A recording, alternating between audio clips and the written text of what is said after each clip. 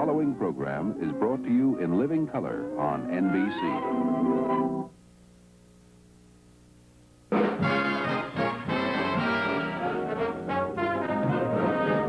From New York, The Tonight Show, starring Johnny Carson.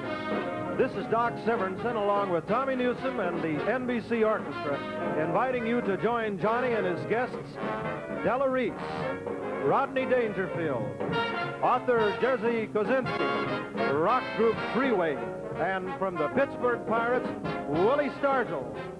And now, here's Johnny!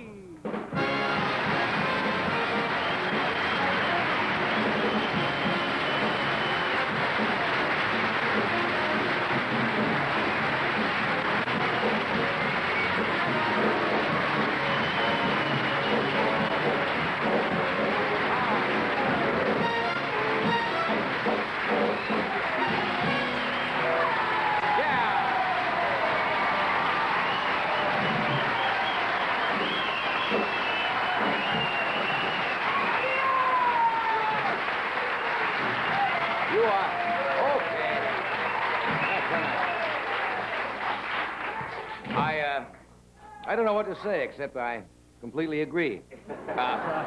You're so glad to get out of the rain, you would applaud a lynching right now, right? You see what it's doing out there? You don't believe... How long have you been in here? About an hour? They're building an ark in the street right now. But you really don't have to clap for me. I own a piece of the rock. Seen that commercial? You haven't, huh? Incidentally, if the air conditioning breaks down tonight in the studio, we have a St. Bernard standing by with a keg of Gatorade who will come up and down the aisles. Or scotch, if you prefer. Yay. You take the scotch. All right. The weather out is... Excuse me? I didn't hear that. Mrs. Miller. Mrs. Miller, you've got your own paper bag, Mrs. Miller. What do you mean? It is muggy out today. I want to tell you, this is a strange day. Have you seen How muggy is it? I can't even get them out anymore. The New York City guidebook lists two definitions of muggy.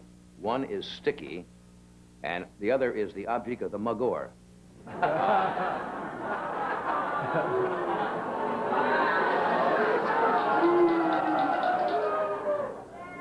Are you people direct descendants of the audience we had last night? That group last night was booing themselves. It was murder. No, I saw Frank Field today, NBC's crack meteorologist and Teflon fry pan. And I asked him a question, a straight question. I says, Doctor, what brings on the heat? And he says, usually a tip to the cops. That's what he said. But, cover me. Yes, he said that. I went swimming today before I came to work. You did? I took a dip in the East River. What? Yeah, you have to take certain precautions before you take a dip in the East River, like smearing your body with Rust-Oleum. Helps. I'll get to you in a moment. You know, I was thinking how nice it would be to get out of the city today. I saw that commercial on television. You see that one for the Caribbean islands? Seen that great commercial? You see the native kids dancing, coconut palm swaying, Mayor Lindsay mugging at the camera.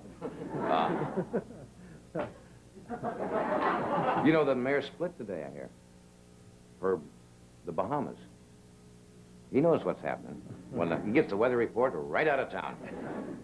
You know what happens in hot weather? Besides not getting many laughs? A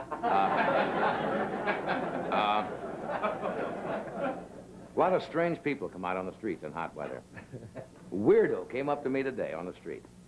Hear me out on this, Tom. And he said, I know you, but I can't think of your name. He says, give me a hint. And I said, okay, J.C. He says, got it, Joan Crawford. Now, those are the kind of people you get on a day like this. I understand you're Taylor. Did Raoul do that? Raoul did this whole thing right here. Doc's Taylor, Raoul of Bayonne, is getting out of the city. He's leaving on a cross-country tour with a camper. His roommate, Lenny.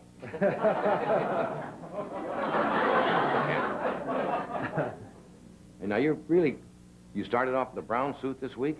Now it's two-tone, turtleneck sweater, double-breasted, and slacks. Right. You feel... What was that? Excuse me. You said... Correct. Correct. Phew.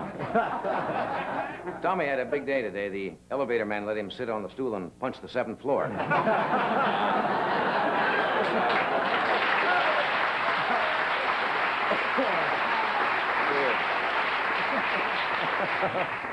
Ed is away. Oh, I heard from Ed today. Did you? Yeah. Ed took part in a rather solemn ceremony today. This morning at dawn, he knelt before an honor guard and placed a swizzle stick on the tomb of the unknown wino. It's kind of sweet. Does the July 4th weekend officially start today or tomorrow? Do people work tomorrow? Most people work on...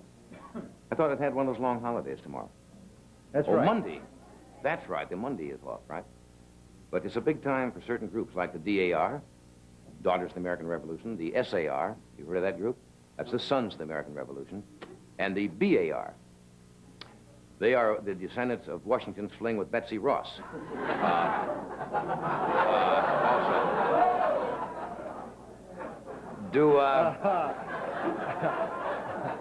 Now, you can't get mad at that. You're not going to write tomorrow and say you shouldn't say that about Betsy. Do you know why we throw firecrackers on the 4th of July? Tom? Yes.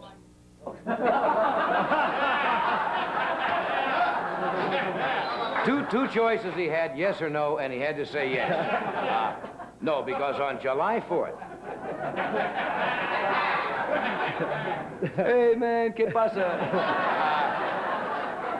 Because on July 4th, 1776, our founding fathers did. I mean, what else is there to do in Philadelphia on the weekend? And that's where that started. Would you turn around the other way? I am the other way. Oh! Okay, I stand corrected. What else happened? Oh, just think that on that... Go to hell with it. Hey, the Supreme Court, you read the papers today? Or last night, made its decision. It said only a free and unrestrained press can expose deception. That means that Earl Wilson can keep on measuring bosoms, which I think is nice. Where are you going, Doc? Don't sneak off in your golf outfit.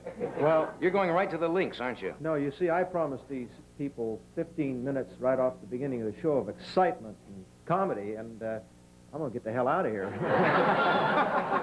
Why don't you stick around and have them see you firing? That'll be exciting.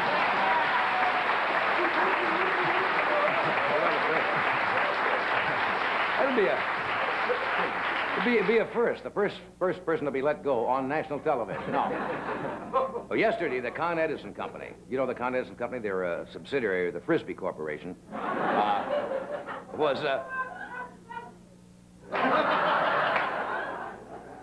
Now I'm getting hot. On the last joke, I'm getting hot. No, they had to reduce their power yesterday by 3% because of an unexpected drain on their power supply. It happened yesterday afternoon at 3 o'clock when a Mrs. Otis Newfarb in apartment 3G at Two-Door City left her refrigerator door open. And Con Ed run it down.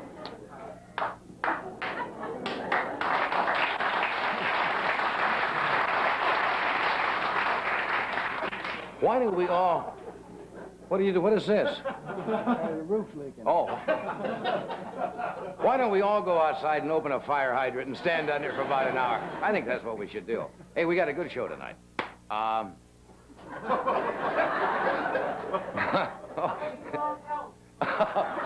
Rain won't help. I see. All righty. I don't have anything for that. 20 years I've been in the business, and I don't have a line for rain won't help. We have Della Reese with us tonight. We have Rodney Dangerfield, Jerzy Kosinski, a new group called the Freeway. Wild group. Yes. Crazy wild group. And I don't know whether he's going to be able to make it or not tonight, because the game between Pittsburgh and the Mets is running late because of the rain today, because we had Willie Stargell. He's supposed to be with us tonight, but the game... That's all I need. He's not going to show up, and, well, rain won't help. But if it stops raining, I'm leaving anyway, so as soon as the rain stops. No, he will be here if the game ends. If the game doesn't end, we are all going on a bus to Met Stadium, where we'll do the last part of the show in the dugout with Willie Stargell personally.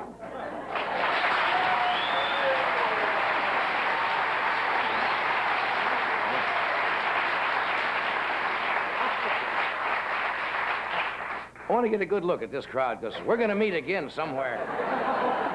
We'll be with you in just 1 minute.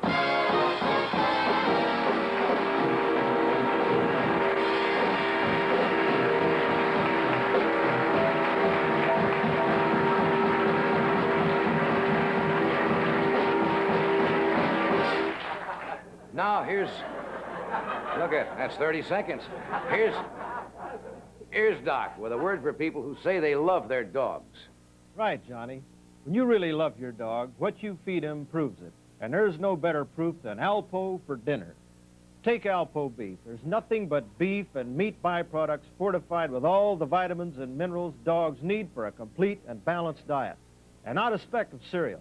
If you think your dog food is just like Alpo because it looks meaty or costs about the same, you better read the ingredient list. You may find things like cracked barley and wheat flour in it. Now that's cereal. And one other very important thing. Does your dog food say complete and balanced diet on the label like all these Alpo varieties? That's right, every Alpo variety meets or exceeds the nutritional requirements for dogs set by the National Research Council in Washington. So if you really love them, doesn't your dog deserve Alpo? And here's something else he'll love, my thumb. Liver Snaps treats are made with real liver, and dogs love them. Treat your dog to Liver Snaps.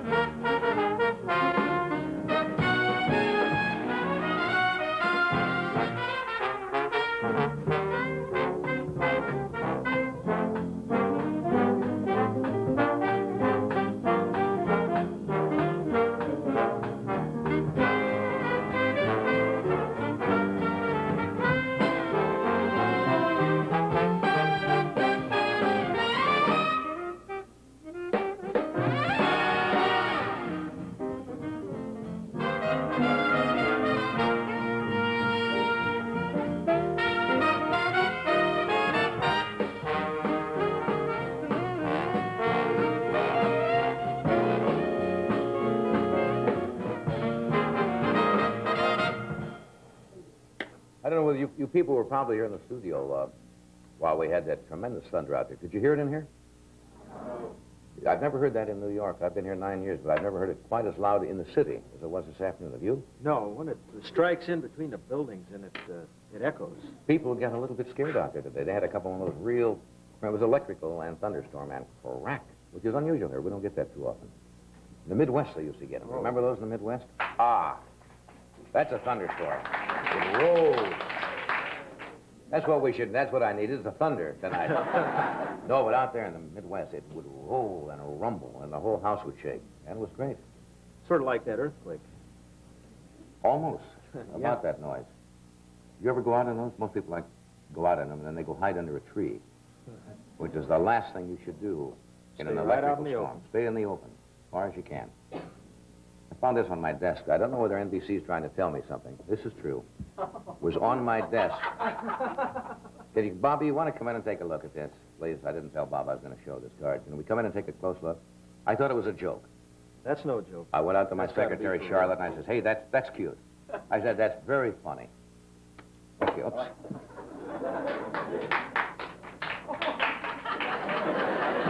That's a weird audience. All right, can you see this? Can you come in a little closer? It says temporary employee identification card. From NBC, and I saw that on my desk, and I said, that's Charlotte, she's cute, she's funny. And I said, did you put this on my desk? And she said, no. I said, where did this come from? She said, well, it came from the unit manager of The Tonight Show. Temporary employee identification. Temporary expires December. I saw the porter in the hall. His doesn't expire for another year. He's got one for a whole year. Does anybody know? Did you get one of these? I used to get those. Did they all say temporary? Why temporary? No, there are permanent ones, too. But not for us. Well, do they know something we don't know? Are we in trouble? It says 1271. We're good until the first of the year, the end of this year. Now, what are we supposed to do with these? Don't be... Let me rephrase that. What purpose does this serve? Why do we have them? Same answer. No, I mean, do you really know? It gets you in the commissary. Oh. All righty.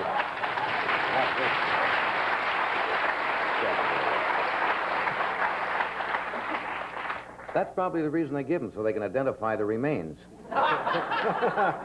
You know, they find that on you and say, what did he die from? I don't know, but there's his card. That's funny. I guess it's, I don't know what they're for. Well, I think... I've never had one. I've been here almost 9 years, and I've never had a temporary identification before. Well, you Elmer, why do we have temporary identification? So we can get in after hours. Who would come here after we do this? Why does anybody want to come here? I mean, we're here long enough. I don't want to come over at 3. Hey, why don't we go to NBC? What time is it? Oh, it's about 3 in the morning. Go to the office. I got my card. We can get in there. Walk down the hall and watch him clean. There's a guy cleaning.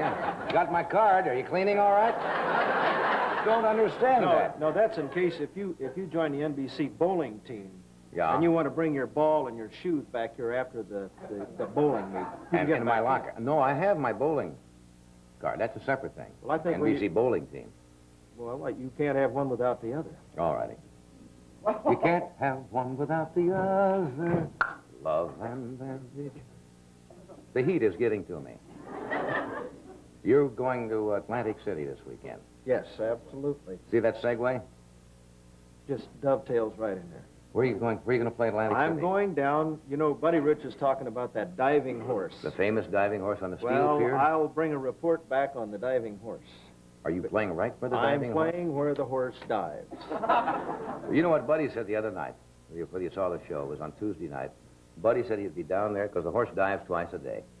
Now, those of you around the country don't know what we're talking about. They have a regular big horse, Oh, I he's guess. up like 35 feet. Something like 30, 35 feet, and a gal comes out in a bathing suit, gets on the back, and this horse dives, I guess. He dives. Why a horse would dive 30 feet into a tank of water with a girl on his back. It's been there for years and years, right? What? And when Buddy Rich said they played there, he said, the whole ballroom is full. 1,500 people, and the guy comes in, time for the diving horse! And right in the middle, 1,500 people went out the door. Now, do you realize you're going to be right in the middle of Malagueña? And some clod is going to come in and say, the horse is ready, and split city. I may wind up on top of the horse. You know, I may go up there with the horn and play Are you Malagueña all the way down. There's an act. There's an act. No, but I'm going to be out on the famous steel pier. Is that outdoors or inside? No, it's indoors, but the horse is outdoors when he dives. Well, let's hope so, yes. I played there many, many years ago. And Atlantic City? it'll be fun to return. And, of course, since you Here's have the their turn. weekend I hear off, you'll be able to come, too, won't you? What? I said since you have the weekend off, you'll be able to come, too. I would have, but I have accepted a previous invitation Oh. to go to the Newark Aquarium. You never... Yes, You always book these things. They're feeding the dolphins. Oh. And I told them I'd be there. Diving horse. Do they still have the boardwalk? Absolutely. In Atlantic City. They certainly do. I thought they were going to replace it with artificial, not real boards anymore.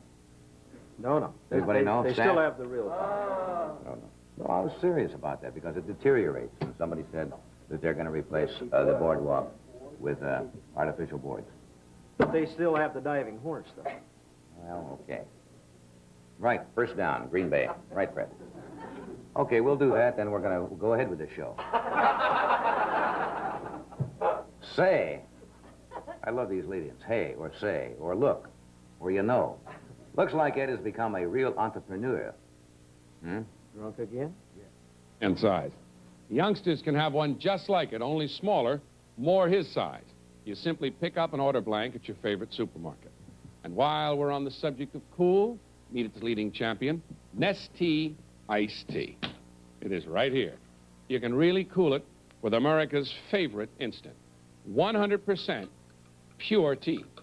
100% pure refreshment. Crisp, clear tea that's never cloudy. And no bags, no boiling, just robust tea flavor.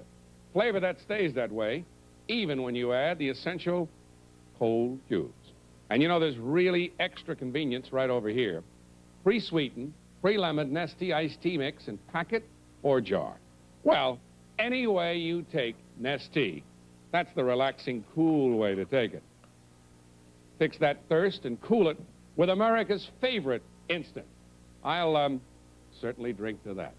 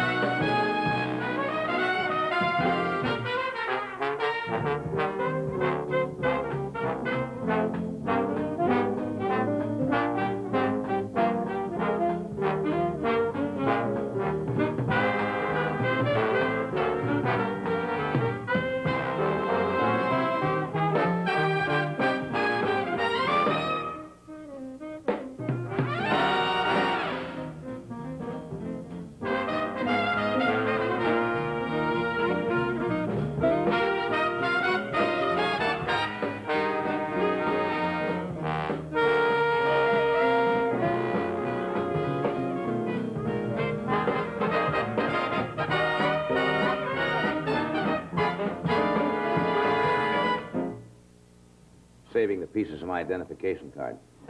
Just remembered, I want to come back later tonight. I won't be able to get in the building. When's the 4th is Sunday, right? 4th is Sunday. Most people party a little too much on the 4th of July. Any excuse at all to hold a party. And as a public service, we will now bring you a checklist to tell how to know when you've had enough. Most people, you know, celebrate the 4th of July by having a little beaker of firewater. And like most people, well, you used to drink. Yes. And it's hard to tell, you know, when you've had enough, right? For example, you know you've had too much when you see a group of mosquitoes land on your arm wearing party hats. You know you've had too much when you awaken the next morning to the deafening sound of rust forming on your Chevy.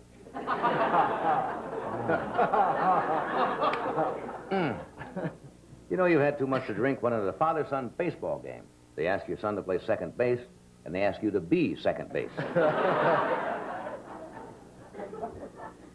We've got some drinkers here tonight.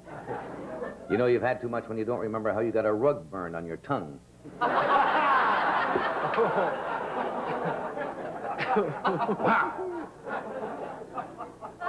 You know you've had too much when you look up to see a police tow truck lowering its hook in your mouth. You know you've had too much when a cop asks you to blow up a balloon and a Cuban dwarf hijacks it to Cuba.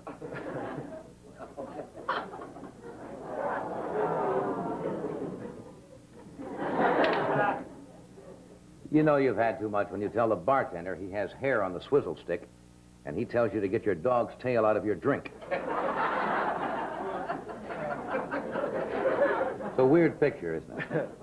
You know you've had too much when you try to unzip your fly, but you can't because it's your appendix scar.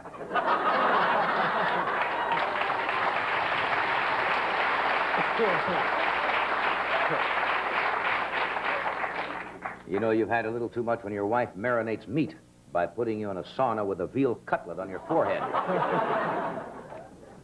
You know you've had too much when you tell your date to make a wish as you throw a penny down the porcelain convenience. You know you've had too much when you end up trying to force cab fare on a sheep. That's a weird. Weird. Could be a wombat. Could be a wombat. It could be an elk. Just happened to be a sheep. All righty. How much time do we have here? Yipes! 2 minutes. Doc? Well, folks, you're probably wondering why Johnny said Doc. To tell you the truth, so am I. And now back to Johnny. Johnny? That, you know what it sounds?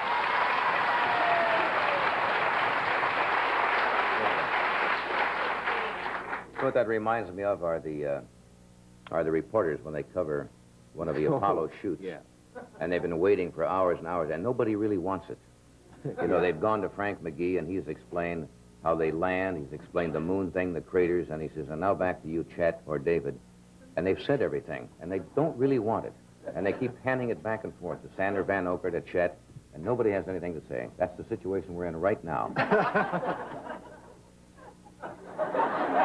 Well, tell me, what is the outlook for the rest of the evening? Rain won't help. Yes. Maybe rain will help. Yes. No, we got a good show tonight. How's the game doing? I know it's your line. Guy all of a sudden's in show business. That's what's wrong with them. They want to be in the show. That's right. Guy wrote a line. How much would you like for that line? Oh, 7,000. 7,000 a week. That figure sounds familiar to me.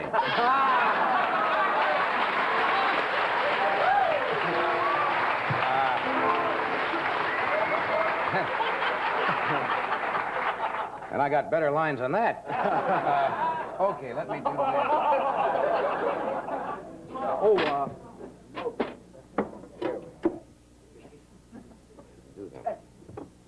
Here's some, about a very small war.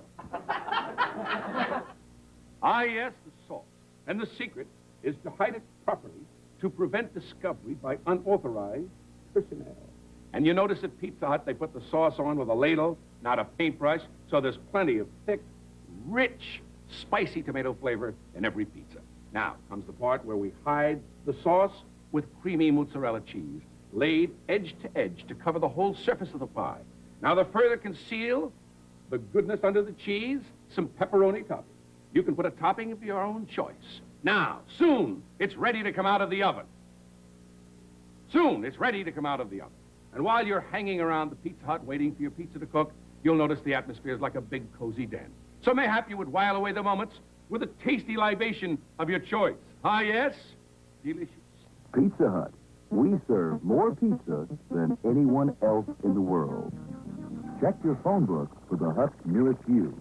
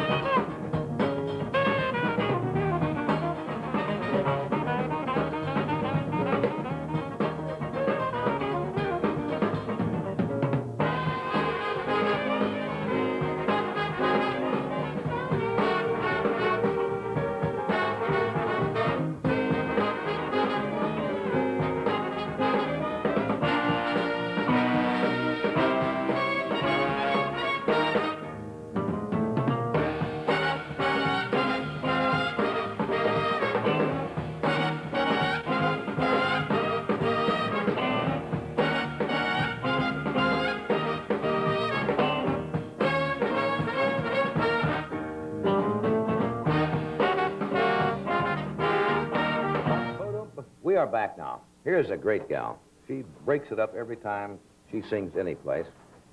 Would you welcome, please, the one and only Miss Della Reese.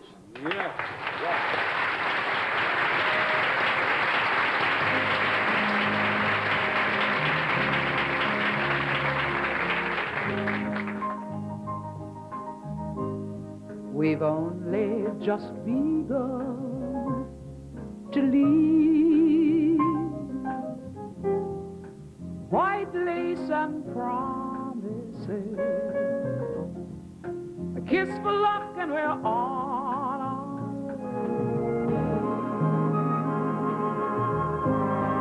way. Before the rising sun, we've lost so many roads to choose. We start out walking and learn to run, and yes, we've just begun.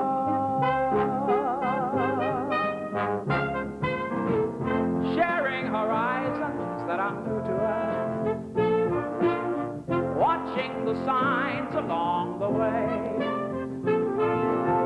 talking it over, just the two of us, working together day to day, together. And when the evening comes, we smile, so much of life ahead. We'll find a place where there's room to grow, and yet we've just begun. Sharing horizons that are new to us, watching the signs along the way, talking together, just the two of us, working together day to day, together day to day, in love day to day.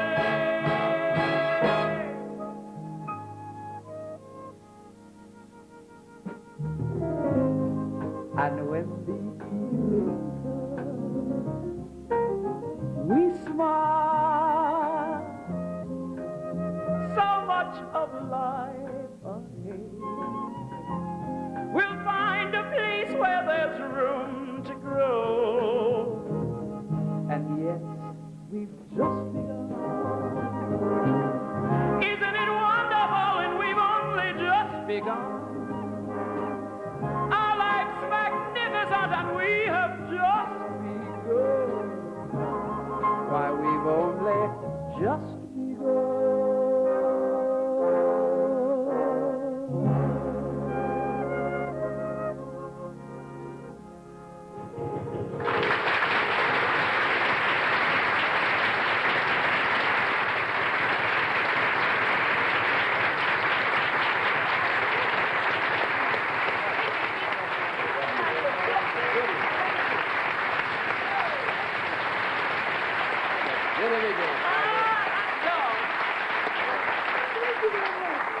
Yeah, that's a lovely song. Thank you so much. I don't know, I always... It was a bank commercial, you know. A bank It commercial? really was. It started in Los Angeles for one of the banks, and it was a bank commercial. Are you serious? I'm very serious. And it had no bridge to it, you know, no You mean it middle was part to originally it. written for a Yeah. commercial? And somebody... And the Carpenters, didn't they record it for the commercial? Yeah, yeah. That's the wildest thing I've ever heard. Now, a lot of organizations like TWA bought, you know, Up, Yeah, yeah. But this started just in reverse. Up and Away. In other words, they wrote this originally for a bank. What is it? We've only begun to save, I suppose? No, or something like that? we've only just begun to live, and then they would show this young couple, you know, who were just getting married, and they'd throw away the bridal bouquet and get in the honeymoon car. And go into then debt. you would see him, yeah, the next day you would see him going into the office about this big, you know, Right. with his little briefcase, and...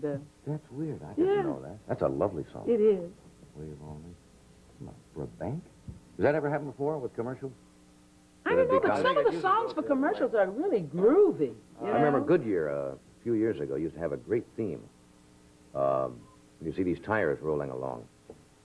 You remember? And it was Yes, some wild... yes. Oh, yes. Open Road or something. The theme But it was written for that specifically, and I don't know if they ever made a song about it. Yeah, the Magnificent Seven, you know, was that thing from the Magnificent Seven. What is that called? Oh, I'll never forget it. The Bernstein, Elmer Bernstein wrote that. No, there was another one, though, for the coffee. Well, what about the one she asked you? I mean... Well, he doesn't want to talk about that. He doesn't How about want you to just went right over that? I was so crazy about that, I don't even want What to about the think. coffee? What about the coffee one? What was that one for coffee? You know, it became a... They made a hit song out of that. No. That's not the one. No, that's not the No, one. you have to go. Yeah. You were doing good. Oh, We'll find out what it is in... one of those crowds, huh? All right. No, usually when you come out and do the number, you open up with a big Yeah. gospel rock thing, and then you come on with a nice quiet Well, that's ballad because like I had a new dress. See, the man who makes clothes for me asked me what I was going to sing, and I said, we've only just begun. And so he gave me a dress with white lace and promises. I didn't get any action behind it, but I do have But, white lace. But you've only just begun. I've only just That's begun, right. right? You work constantly. We've talked about that before. Most people think that when they see entertainers working, that it's all fun and glamour and so forth. You know, hard work. The and- women Yeah. especially Really? think that. The women, they stop me, you know, like, for an example, last week I was in the supermarket. Now, Dumpsy's out of school, you know, for the summer. Right. And I've got her pushing one cart. I only shop once a month. I can only take it once a month, you know. Really? Oh, I can't make the supermarket more than once a month. And I had 2 carts. When I go in the supermarket, you know, everybody says, oh, she's got a big family. Look at that, 2 carts full. You shop the whole month? I get it all. You know, I get the stables and things, and then I send people to the store who's coming to my house, say, can I bring you something? Bring milk, bring eggs, bring cheese, you know, Good bring orange move. juice, you know, stuff like that, you know. And so I'm in this market. I'm late now for a television show that I'm supposed to be taping, and I've got Dumpsy who's saying, how am I going to get to Bernadette's house? That's her girlfriend's house, who lives on the other side of Los Angeles. She wants to go there before I go to my job, and I'm pushing this. I'm standing in line behind 8 people, and this lady says to me, such a glamorous life you have. Yes. She says, all my life I've wanted to do this. I said, what does your husband do? He's a stockbroker. You know, she lives in Bel Air, you know. There's a chauffeur-driven limousine out there for her to come pick up 2 pounds of hamburger, you know what I mean? And I got all these carts, and I'm You got a dragging the month of bag, you know what I groceries. mean, and try and make it. But they all seem to think that all that I do is just, you know, walk out and I sing a song, and then my day is over. They don't know about rehearsals. They don't know about washing Dumpsy and braiding her hair and getting her to Bernadette's house and getting dogged over there and, you know, They all only the see things you that singing. that's all. That's all. This is a far-out question, but I saw a show the other night. They were talking about women shoppers, and this reminded me of it. They say the average American housewife is not a good shopper when she goes to supermarkets. Well, And if they've you started ever something go in New to York, a what they call unit pricing. It used to say, you pick up a package, it would say 16.5 grams, right, for 39 cents. Well, the average person knows what's 16.5 grams, or 14 1/3 ounces. Now they've started a thing, I think, in New York, where they price it by the pound or and so forth. But it doesn't And make women any still difference. don't seem to... It doesn't make any difference, John. Doesn't? It's the atmosphere of the supermarket. I mean, you leave home with a list Yeah. of things only that you're going to buy. You're not going to buy anything else no matter what. This is what you're going to buy. And you'll get there, and they'll have a big bin of stuff that says, 5 cans for $1. You don't need that. But you got to get 5 cans of it, you know, for $1, 5 cans, you know. Here, the tissue The day here. before it was 5 cans for 80 cents. Right, Who but knows? today it's $1, so you Right. get 5 cans, you know. And you've got your cart full. The women who drive in the supermarket drive like, I'm coming through, do not stand in my way, you know. And before you know it, you got this aggressive attitude, and you're fighting cart to cart, and you're grabbing the bargain. And when you get out there and spend $100, and you don't have nothing to eat. I don't mean anything. I mean nothing to eat, you know. Nothing. No staples. Nothing, you know. Weird, it really is. That's why supermarkets like men shoppers. They like men to come with their wives, usually when they're hungry. Because forget it, men go bananas. They buy it and forget it. Pelican tongues. You know, you go by the gourmet food, you know, Yeah. artichoke bottoms, you know, anything.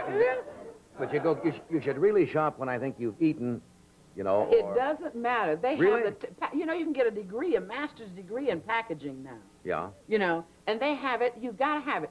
They had a cereal, Strawberry Crinkle Crunch or something, you know, for a name for it. Now, I know that I don't want Strawberry Crinkle Crunch. I don't even like strawberries and Crinkle Crunch. The sound of it makes me sick, right? But I get a box because it's sitting there and it's got the flowers hanging down over it, you know. And it's you know, pretty. Yeah, It's pretty. You want it. Or they wrap it in that tin foil that's in different colors, you know. And That's just groovy. holding the box, doing it like that is a thrill, you know? And you buy it, you take it home, and Dumpsy says, I didn't ask you to buy that, you know? I tried to push it off for her for breakfast. She said, I never asked you to buy that. I don't want that. And yet, you know, if you ask the average woman or the average man, if they're influenced by commercials, They'd say no. They'll say no. I look at them and they're silly. And yet, I find myself going to a store, and I'll see something, and I'll buy it only because I like the little elf. That, you know, the one. Right. And I say, I gotta have that razor blade. I like that elf. That's right. Now, that makes no sense at all. That's right. Psychologically. That's right. They work on you. Speaking of that, and... See, now look at that package, friend. How can you resist that with that cute Red little and rooster green there? and yellows and... You ever seen it? That's a cute rooster. And 12, this is good, too. 12 cents worth of coupons inside. That's right. You don't know coupons for what, but they're inside and you want to see. Could be 12 cents to go down and see the sludge Right. treatment department here in New York. But, you know, that's a cute rooster. You put an ugly rooster on there. You know, a real ugly rooster. That would not make it. Here's Doc to bring you up to date on the role Kellogg's cornflake plays in the American breakfast. Well, you know, in Grandpa Severinson's day, breakfast was a great sit-down affair. But today, many people don't have the stomach or the time for a heavy breakfast.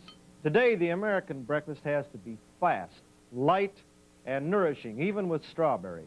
And a good way to start the American breakfast is with Kellogg's Corn Flakes. It's quick and easy. It's light on your eyes and your stomach, and it's nourishing, too. Just perfect. Tomorrow morning, start breakfast American style with a bowl of Kellogg's Corn Flakes. Now, here's another product you'll enjoy from Kellogg's.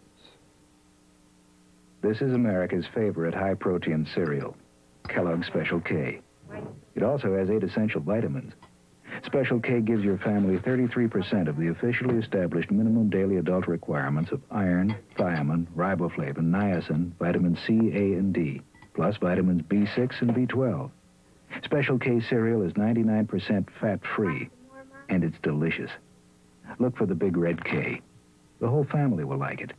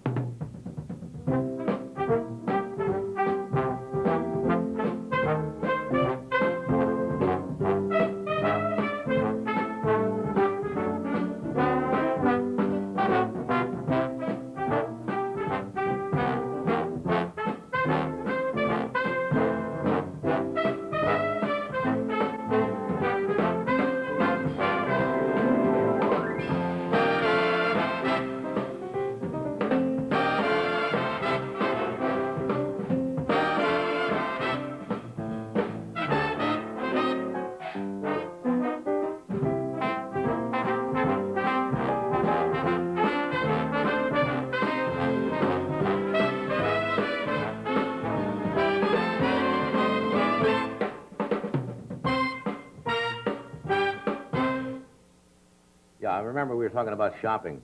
Last time Rodney was on the show, and he'll be out shortly, Rodney Dangerfield. He did a very funny routine about shopping for his wife and feeling tomatoes.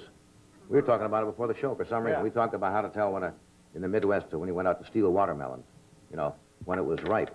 Do women do that normally? Well, they Feel have things? a feeling, you know, that And if, does it if really they mean touch anything, or is it just something you should do? I don't find that it means anything. Now, there's a difference. A head of cabbage, for an example, Yeah. if you squeeze it, and you can squeeze it, it's rotten. You know, it should Oh, be it shouldn't. firm. I see. You know what I mean? But with tomatoes, it depends on how you like the tomato. If you're going to have it, tomorrow or 2 days from now, and you're buying it, it should be firm because by the time you use it, it'll be just right. You know, it depends on your taste about it. But when they go in the market, they seem to feel, me included, you know, they seem to feel when they walk in the door that the market is out to get them, which it is. you know. So they go in and they examine everything, you know, and they feel it and they squeeze it. Now, the one that they squeeze, they mess it up so bad they don't want that. They put that back. You know what I mean? And they get the one, they say, oh, yeah, these are good. And they've never touched this one, but they'll take this one, you know. And they go in and they get all that off that they want to say to their husband. They get it off on a cashier. You know, she'll say, is this your basket? Yes, it's my basket. You know it's my basket. You saw me push the basket. She said, I just want to know if it's your basket. It's my basket. Can you imagine the nerve of her asking me, is that my basket? I need to know if it's your basket. I gotta see the basket, you know. They get their hostilities off, you know. All of a sudden, we're sounding like Dinah's Kitchen here. Shopping hands. I'm a lousy shopper. I really am. I like to shop. But I'm not good at how much it costs. Because when I go in, I make a swoop, you know. We got to have meat. I just go through the meat. You know, we got to have bread. I go through the bread. But, you know, we got to have whatever. We just go through and get it and go out. Are you on an organic food kick now? Half the country. No, that's a bad percentage, but that's now being revitalized. Everybody talking about the organic foods with no chemicals, no preservatives. If you drink a glass of milk now, and you tell some people I drink milk, you just might as well tell them you took cyanide. They mean it. I stay on a diet so much, it doesn't matter what I eat. The only thing I can do is not eat. You know, Really? What I get is 4 ounces of meat twice a day, 2 pieces of fruit, and 2 water vegetables. That's it? Yeah, and I lost 22 pounds though, but if it's organic or not, it don't help it none. It never take the place of a chocolate cake, all that stuff I eat. It never, you know. Yeah. So I'm just not... You know, that's true. We've never had... I'm going to cry. Don't. Just thinking about it, you can put on a pound. We've never had, discussed that, have we, on the show? The organic foods, which are now becoming, We ought to have an organic food banquet. But some of it tastes very good. I had, when I had all my except television liver. show. Well, I've never had any meat that was supposed to be from there. But they have There's things... no way you can disguise liver. But they have things that they fix up that really taste good. You know, I mean, Yeah. tastes good. And you think there's some meat in it. You know, it's got some kind of... Soybeans Yeah, and that something stuff. that makes you think it's some meat in it, You know? can disguise liver? Yes, I can. No way. You can. I can make it so you'll enjoy it. No I'll way. do it right here on this stage. When are we going to schedule that? Because I've never seen anybody who can hide liver from Well, me. that, maybe that's No, what I'm not he going to does. hide Maybe it. I'm he going to hides cook it so that you will enjoy it. No. I will not enjoy it, no matter how you cook it. They always say, putting oh, me I'll at- bread it, you know. You'll never tell it's liver. You take the bread off, and there's the liver. Under the bread. And I said, that's liver. No way. Just a little wine and onions and olive oil is all that's needed. Well, then you get rid of the liver. That's right. That's right. Ed McMahon gave me that recipe. Yes. Marinate it, and in 2 hours, and throw the liver in there. We have to do this already?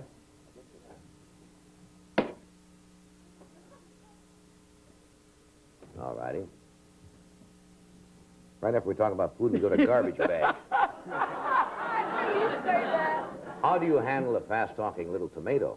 Here's a hefty suggestion.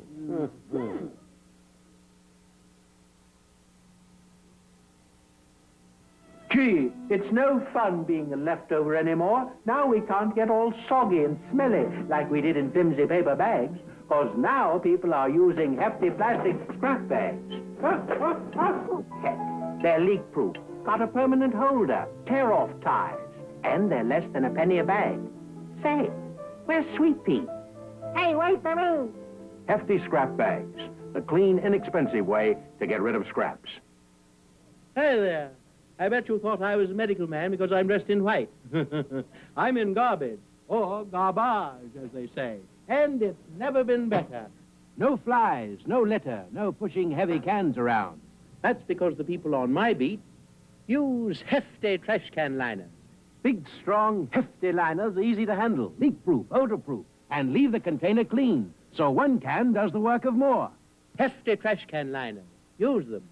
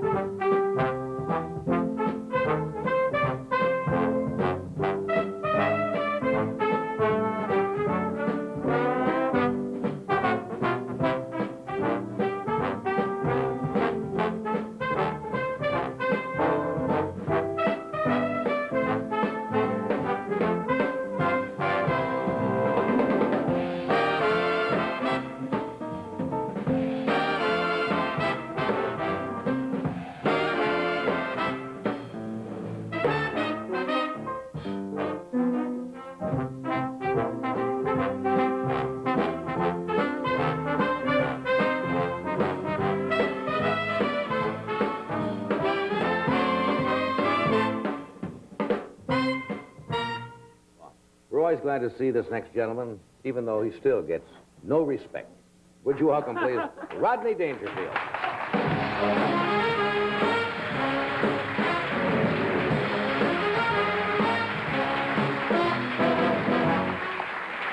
How do you do, honey? How are you? How do you do? I tell you, I'm lucky I made it here tonight, you know? I mean, this afternoon I got tied up. I got a checkup. I went to see our family doctor. Oh, I got a tough family doctor. He's tough, you know? And he told me if I keep smoking, I'll take 10 years off my life. If I keep drinking, another 10 years off my life. If I don't pay him his bill, I'll be dead by tomorrow. I don't know, I tell you, I don't get no respect for my family doctor or anyone else, you know? Even my friends. I mean, my friends tell me when I call them on the phone, I use a certain signal. Let it ring twice, hang up, and don't call back.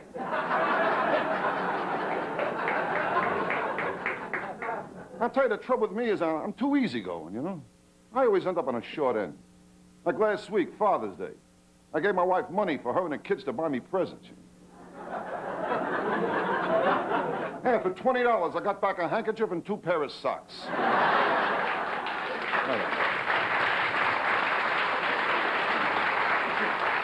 I'll tell you one thing, though, of all the girls I went out with, to me, my wife is the smartest, you know? I mean, because since I'm married, my wife taught me things that I never knew when I was single. Well, she taught me that the wife's clothes go on the wooden hangers, and the husband's clothes are wire hangers. And when she needs more hangers, she picks out some of my clothes that look like they don't deserve to be hung up. Well, last week I bought a new suit. I held it up at a hanger. I said, honey, how do you like it? She said, how can I tell? Try it on. I tried it on. She stole the wooden hanger. She also taught me I should never throw out a shirt, you know? She keeps looking at the cuffs. And as soon as they get frayed, it becomes a short-sleeve shirt. And when the collar goes, I end up with a pajama top. Now, right now, I got 23 short-sleeve pajama tops, you know? Well, sometimes I got nothing to do. I sit around the house all day changing pajama tops. It's wild, you know? Oh, with her clothes, it's different, you know. Every day, she keeps buying clothes and tells me it's for my benefit. Because people judge me by the way she looks. And she doesn't want our friends to think that I'm doing bad. So I borrow money from our friends to buy her clothes so our friends wouldn't think I'm doing bad, you know?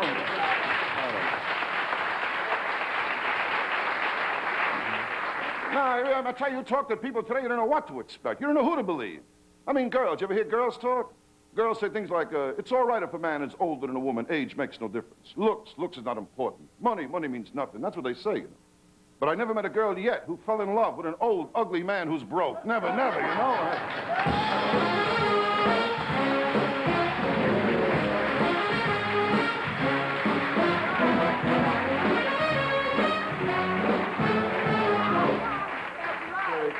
Good crowd out there. Good crowd. Good crowd. Really, good crowd. A lot of good crowds here. Always good crowd. You know? You were just talking about shopping? Oh, yeah. Well, you were talking about the thing you were shopping, right? Well, I did about feeling tomatoes, the whole thing. I went through that whole thing, you know. Supermarkets. Women, a funny thing, whenever they go to a supermarket, they don't say, like I saw a woman last week at the supermarket. She opened a container of sour cream, you know. And she opened it up, looked at it, put it back again.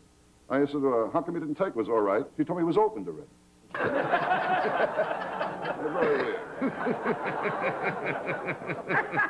But New York is a summer festival. Yes, it is. New York in the summer, romance is in the air. Yeah. Girls looking for husbands, husbands looking for girls. You know, no, I'll tell you. No, I'll tell you, with girls, I can't figure guys out sometimes, you know? You know, like I read in the paper, like a man attacks a woman 60 years old. That's ridiculous. I mean, it's the same penalty you attack a girl 20. However, statistics prove, you know, of all the women who are attacked in this country, only half of them report it to the police, the other half say nothing. So if a guy intends to start attacking girls, attack every other one, you have a beautiful life, right? Now, you got to control yourself today, though. You know, the girls in hot pants, they walk around, you see legs, you know, the whole thing there, you know. Yeah. Well, but, you know, and they come my nightclub in hot pants, Do you allow them in there in hot pants? Oh, sure. And the waiters are all oversexed, so it's a problem, you know. Yeah. And it's hard to think of the jokes. They're walking there in hot pants, and all kinds of people come to the club, especially the summer now. From all over the country. New York is a summer festival. In fact, last week I had a very big doctor in the place. Very big doctor. Author, doctor. You know it, man. Very big man. Dr. Vinny Boombatz. He was in there last week. Dr. Vinny Boombatz. Boombatz, yes. And he wrote that best-selling book, you know, How to Sleep Alone and Enjoy It. He was a very kid, you know. And, It's called Lonely, Dr. Vinny Boombox, isn't it? Yeah. He was doing very well till the cops picked him up, you know. Oh. Well, what happened, he was treating a girl for a case of sunburn. Mm-hmm. And they found out he was treating her in areas where she wasn't sunburned. And there was a whole thing that went on there, but what camera are we on? What do? You work all summer now in the club? Oh, yeah, that's You the don't big... never close, huh? Oh, no, we open all year, 54 weeks a year. We stay 54 right weeks open. a year. You wrote a great contract there with your own club, didn't you? Yeah, well, I'm off on Sunday. I take a night off, but I work right through the whole thing there. And people are strange when they come in nightclubs, you know. They laugh at the wrong time, you know. The waiter drops a tray, they laugh. You know, so other people give you directions, they laugh at the wrong time. If you get wrong directions, they don't know the directions, they laugh. You say, well, how do I get to Main Street? I really can't tell you, I don't know. I really don't know, yeah. You're right. I really couldn't tell you, I don't know. You're right. Now, a few more reasons why women everywhere are saying, you always get more. You've heard them say this. When? With domino sugar. Where do you get more? Where? This human perpetual motion machine had a big day. He hit 4 home runs, dove for sunken treasure, had 5 walks with his pal Charlie. He used a lot of SES. That's the strength, energy, and stamina he gets from fast-dissolving Domino Sugar. Keep your family going strong with Domino Sugar in their daily diet. Selected for use by the U.S. Olympic team, Domino Sugar, one of the fine products of Amstar Corporation. For a limited time, you can get this beautiful charm bracelet by DuBarry of Fifth Avenue with realistic birthstone charm and safety chain for just $1 plus the coupon from a bag of Domino Sugar. There are over 100 other beautiful charms for you to choose from at only 2 for $1. And this handsome engraved ID bracelet is just $1. Details on every bag of Domino Sugar, one of the fine products of Amstar Corporation.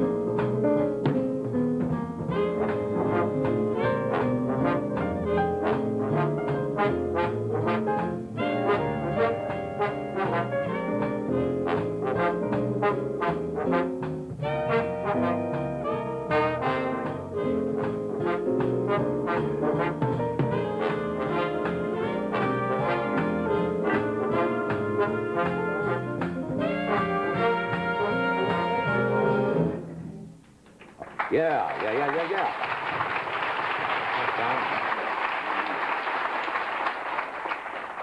Our next guests recently were working at the Waldorf Astoria, which is a really chic type of place.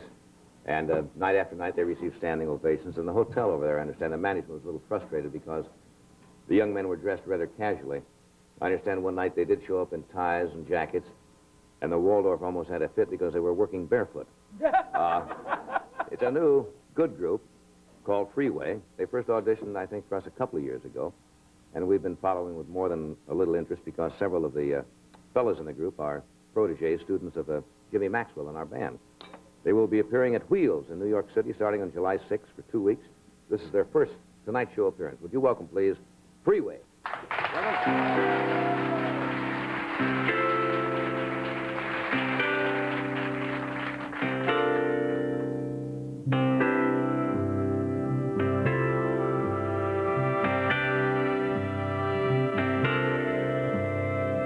Tell me how long the sun's been down, then give me a smile to wear.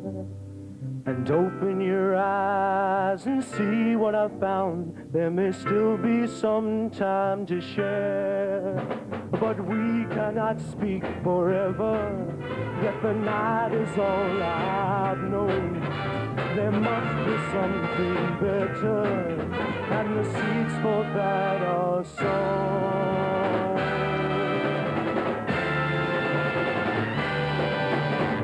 Sparkle your hair with beads from the sky, shine like the light of day. White crystal thoughts of time that's gone, and people who've gone their way. And we follow that, I know it. But must you leave so soon? My life can't teach the lyrics of a song so out of tune.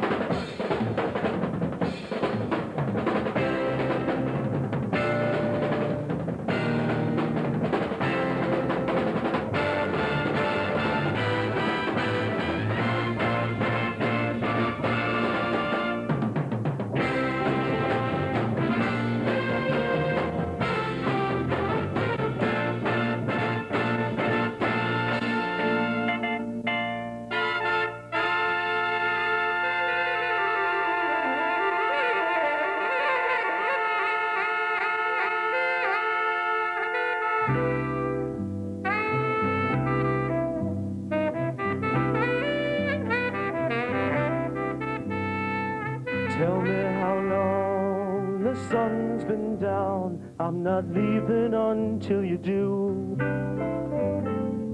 Crying with tears that miss the ground. Yes, I hear them, do you? And they told me that you're going, but still I see you here. The song just keeps on flowing, but you cannot hear.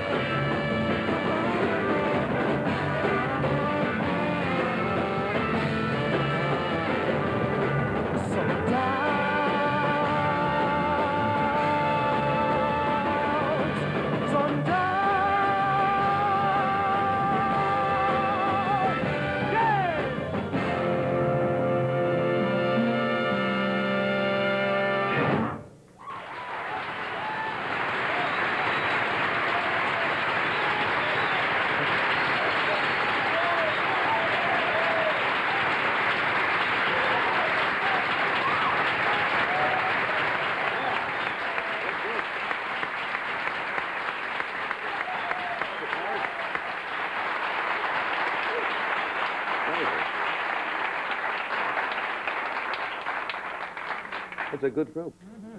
A good, wild group. Freeway. They're not working at the Waldorf now, are they? They were working there.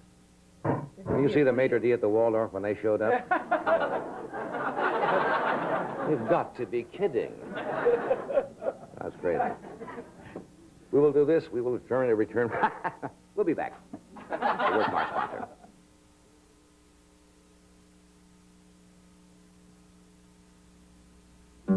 I was new in town, and I didn't know anybody.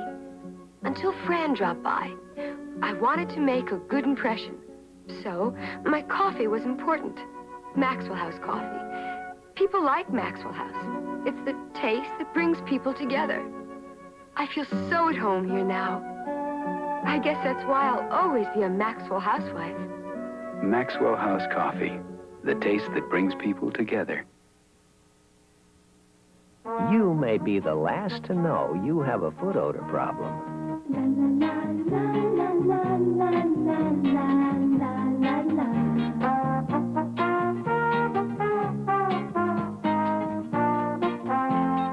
Honey, I've had a tough day today. You wouldn't believe what happened. Believe it.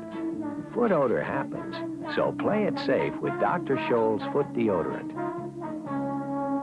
It works.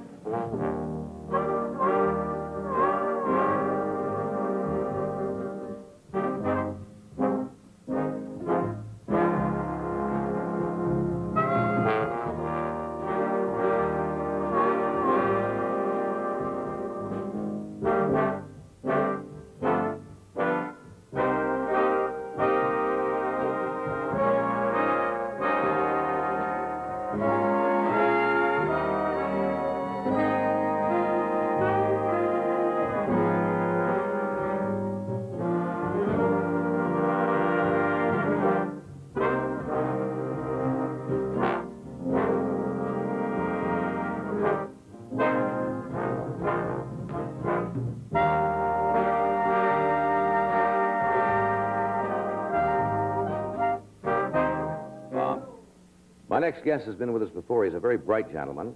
He's an author. He won the National Book Award for his book called Steps. And his latest book is an intriguing novel called Being There. Would you welcome Jerzy Kosinski? Jerzy?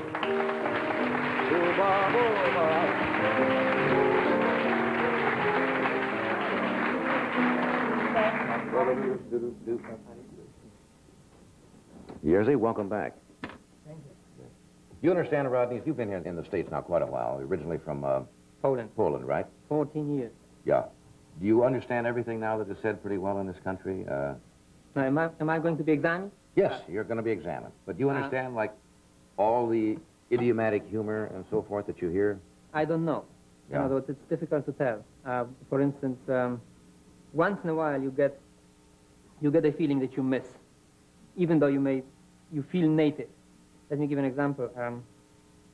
About 9 years ago, after being here for about 2 years, right, I went to buy a suit. It was the first time I decided to have a full suit.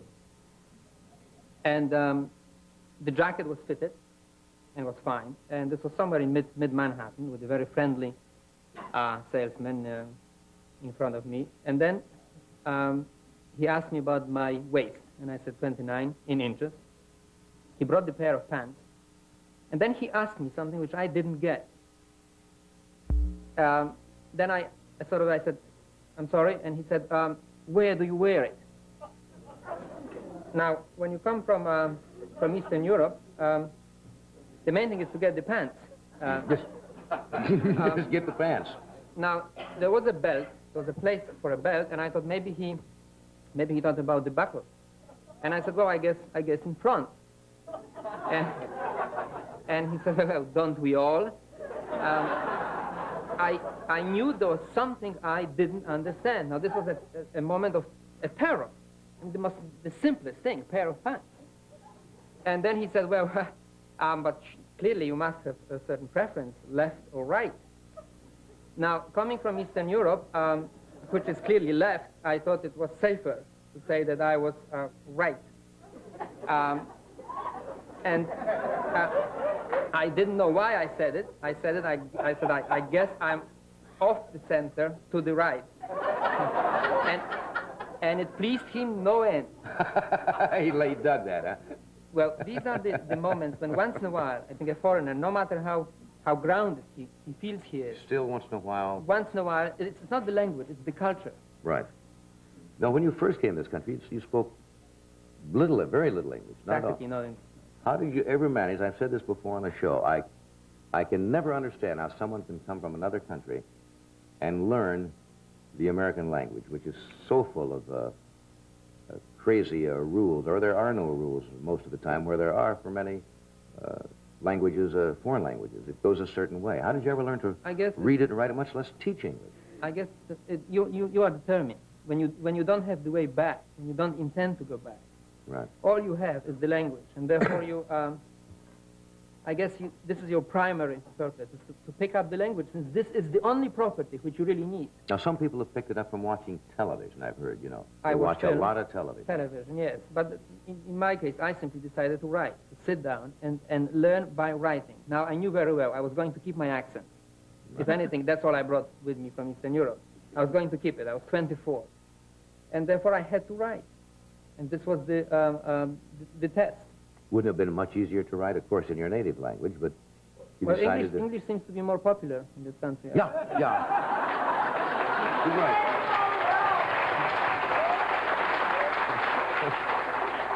Sometimes you wouldn't know it, though, the way we... Now when I teach it, I'm not so certain it is. Yeah. But, well, again, from time to time, though, there is, I think, psychologically, it is easier to write in a different language. Now, this sounds peculiar to those who don't have to do it, but it is. Your own language somehow connects you with your childhood, with your growing up. Right. But how did you know when you wrote that it was coming out exactly what you wanted to say? You follow me? Yes, I know. Certain things in translation, you know when you write it what you want to say, but the English language, how did you know it was transferring exactly what you wanted to say? In the very beginning, when I was writing my nonfiction, I had a very simple test. I would write it. Now, I was writing at night. I worked during the day.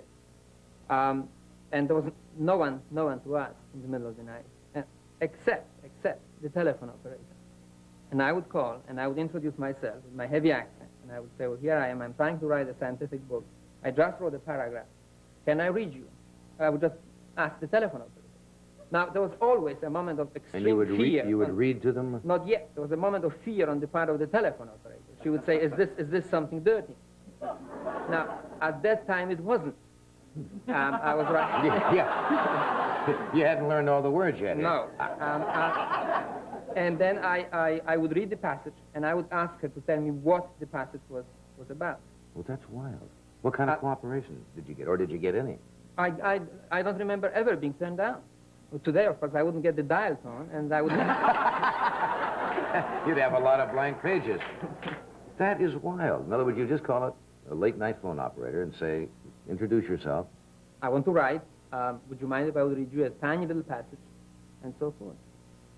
Then there was another test. After a while, I had to decide to what degree I was writing correct English. Now, when you are a foreigner, anyone, any native, is willing to correct you. In other words, I would end up being corrected all my life.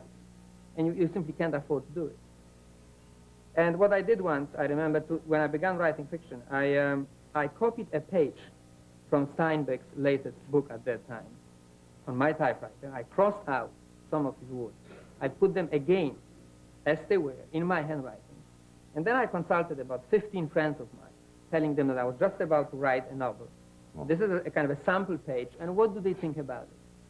I guess out of 15, 11 turned it down.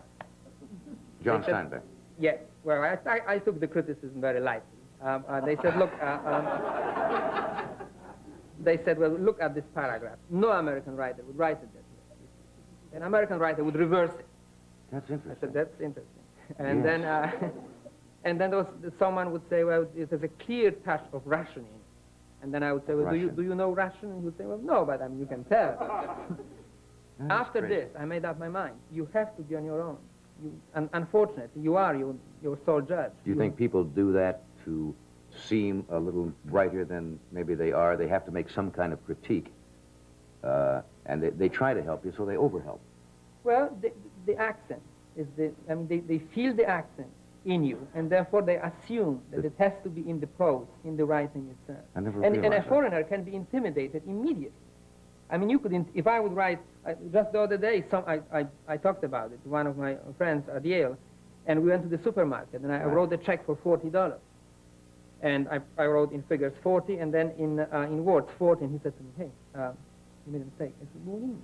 40, it's PH. I immediately crossed out 40, and I wrote PH. Going back again. I'm terrified, and quite, of course, the girl at the counter, being Puerto Rican, she didn't particularly care about the mistake, but still,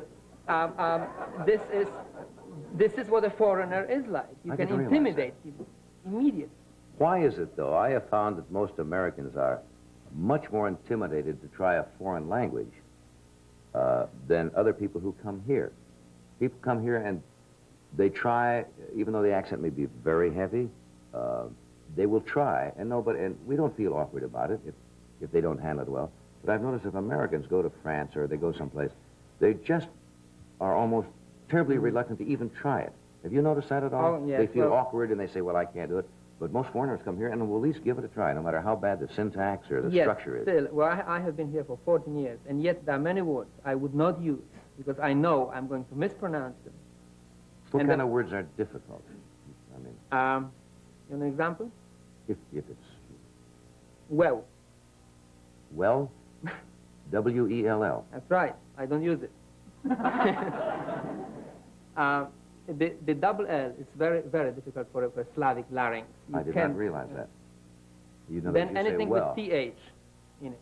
TH. Then, in other words, when I count, I try to avoid 3 or third. It's something which troubles. You must drive the bank crazy. You just skip, go right to 40, huh? Right 40. That's weird. I didn't realize that. Let me take a break here, and we'll return after a word from one of our sponsors.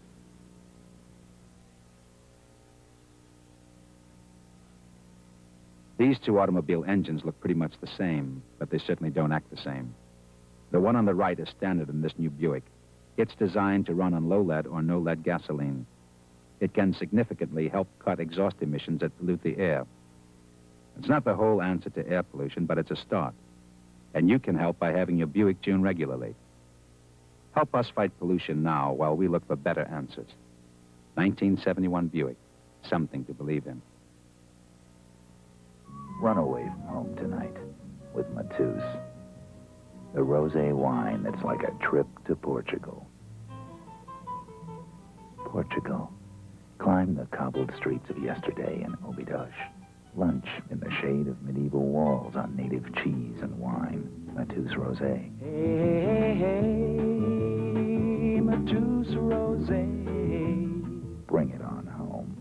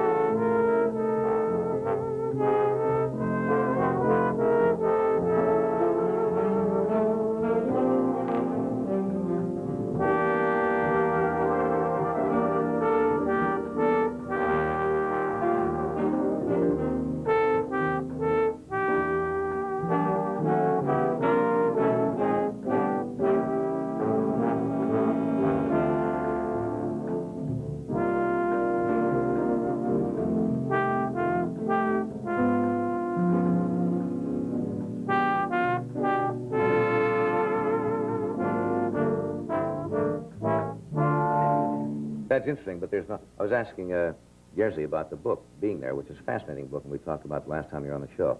It's number 3 on the bestseller list in California. Back here you say number 10. Any particular reason? Are there reading habits or audience readers that different? No, but... Or is there any explanation? I did appear on some TV shows here. God knows, it may counteract the book. You mean we put you out of the bestseller list? One never knows. Yeah. We were talking about now, the reason, I asked if you ever spoke Polish here, and you have friends, you know, and you said you never use your native language at all anymore. Is Well, it psychologically, is it easier? It is easy, again, it is easier to use English. And what's more, I realized that it is easier to use another language. Quite early, just after my arrival. I remember when I was here just about 2 or 3 months, and my English was extremely rudimentary. I couldn't manage, and I decided that it was time to have a date. After 3 months, now there were some options available, and one of the options was a Russian actress who performed in Hungary during the Hungarian uprising in 1956. And then I learned that she escaped from Hungary, came to the United States, and was in New York. Now, I could speak Russian with her, and my parents were Russian, therefore I'm moderately bilingual, Polish-Russian. I called her, and again, this was 14 years ago. I introduced myself, and we met. Very romantic 2 or 3 first dates, Central Park, Fifth Avenue, then moving slowly east. Moving slowly eastward, eh? Well, now, the supreme irony of the situation is that I was a truck driver at that time, and I had 1-room apartment on the east side, furnished with a very Anglo-Saxon piece of furniture, which is a convertible sofa. I know I'm not supposed to use the trade names, but let's make it Astro convertible. That's okay. Now, ironically, in Polish, this piece of convertible furniture is called Amerykanka, which means an American woman. Really? Amerykanka? Yes, Astro convertible. Now, this Russian lady, at one point I told her I brought with me from Eastern Europe some of my photographs, and they were well, we all have our ways, and they were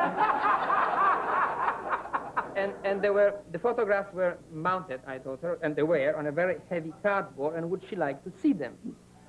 And she said, well, difficult to take out of the apartment. Yes. So would you like bringing them to the park? And I said, well, no, they're 16 by 20 in inches. And she agreed to see the photographs. Now we came to this place with my Amerykanka up there. Now it's a vicious piece of furniture because it is neither comfortable when you sit nor in any other way. And it requires,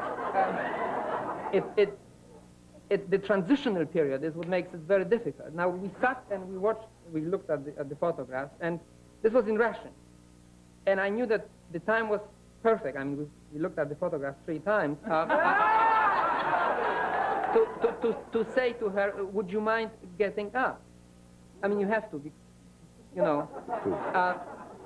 And I couldn't ask in Russian. In my beautiful Russian, I couldn't ask, because what if she would ask me what for? In Russian, I couldn't answer this. I couldn't. I mean, it was there was a grip of fear. You know, again, it's the language of your growing up and so forth. And therefore, I sat on this piece of furniture, and I knew I wasn't going to convert her.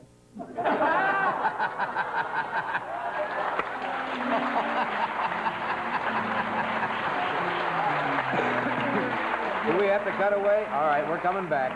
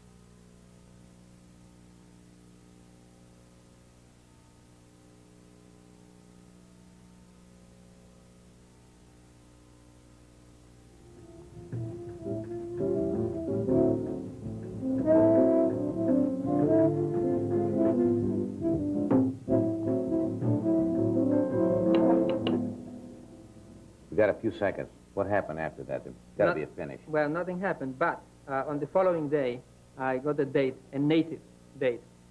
Same thing, photograph.